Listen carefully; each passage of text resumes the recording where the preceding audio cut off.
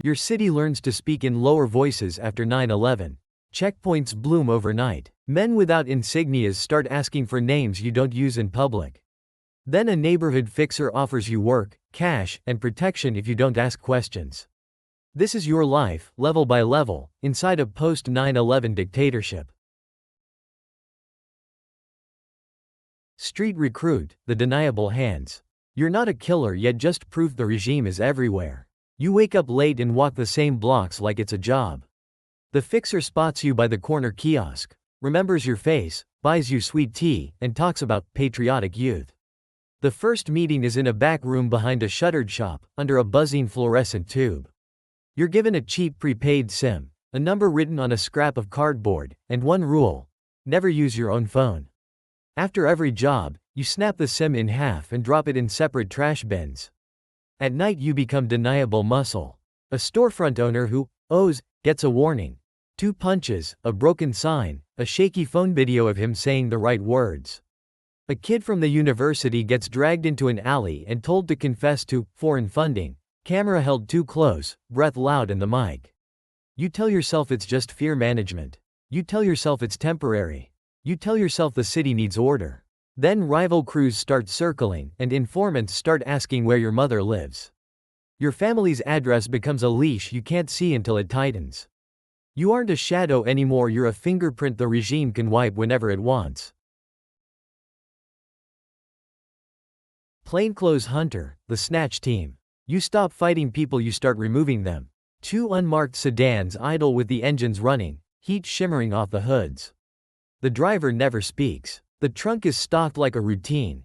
Zip ties, black hoods, a roll of tape, a towel that always smells like rubber and old sweat.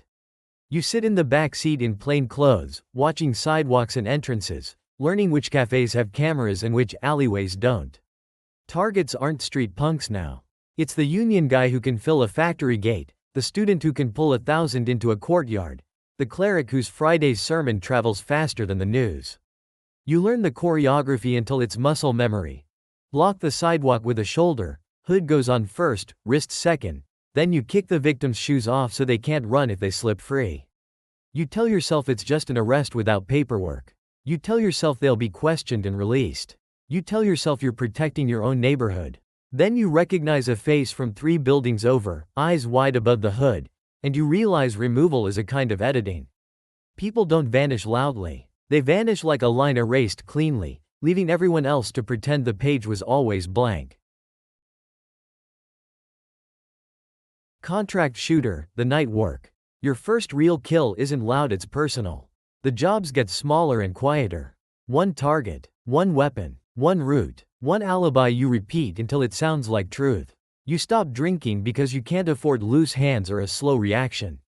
You retrieve the weapon from a cache wrapped in oilcloth, never logged to you, and you keep it sealed in a plastic bag inside a second bag. Prints, fibers, and oil all matter now. You test fire into a rusted drum outside the city. Listen for anything off in the sound, then wipe every surface with a rag that gets burned later. You plan the ditch, a storm drain, a construction site pit, a river bend with a strong current. You learn to walk past streetlights without looking up, to keep your shoulders relaxed, to be forgettable. You tell yourself it's cleaner than beatdowns. You tell yourself 1 shot prevents riots. You tell yourself you're choosing the lesser noise. But the first time, there's eye contact, then a soft collapse, then the sound afterward, your own breathing, too loud in your head. The regime doesn't just take lives. It loans you the moment and makes you pay interest every night you try to sleep. You've learned to intimidate, to abduct, to kill quietly. Now the assignments stop being about enemies on the street and start being about erasing proof inside the system. Level 4 Disappearance Specialist, the file room ghost. You don't take people anymore, you take the records that prove they existed. The air in the records building is always stale, like paper sweating in locked cabinets. You wear an ID badge with a bland title and a photo where you don't look like yourself. A desk lamp hums over stacks of intake logs, property sheets, transfer orders. You learn the building's sounds. The elevator that sticks on 3, the guard who clears his throat before he turns a corner, the copier that jams on heavy stock.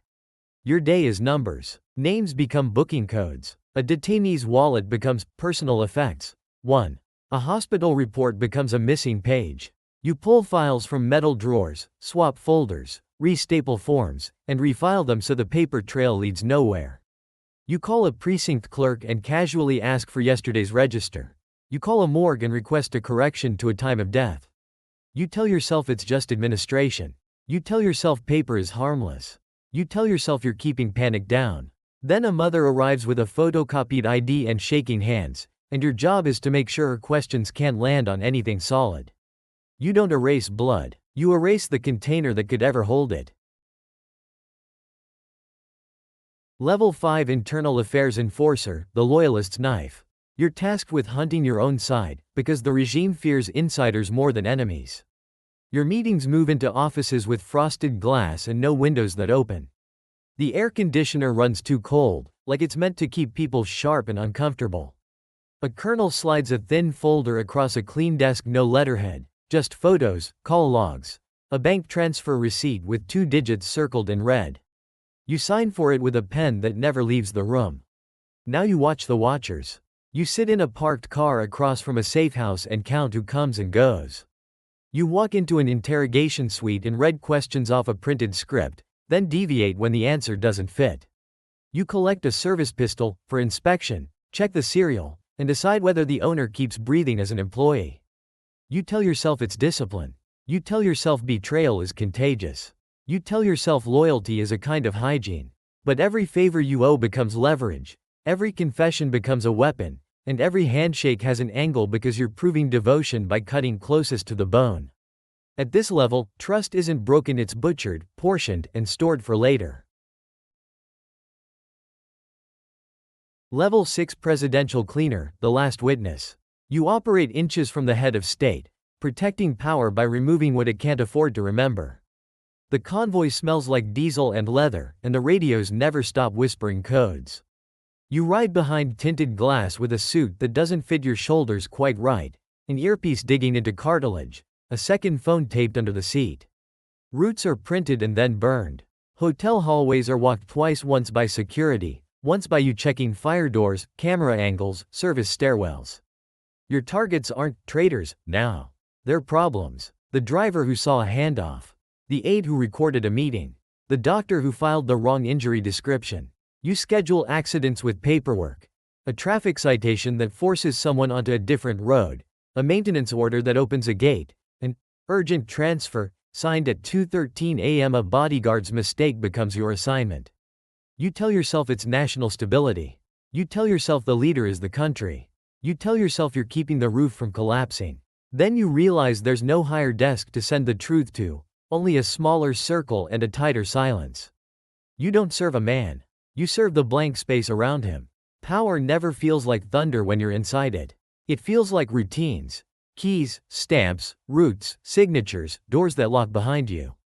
You rise by becoming useful in quieter ways, first fists, then hoods, then bullets, then paper, then loyalty tests, then accidents. And no matter the rank, the same thing follows you home each night. The sound of a name being erased.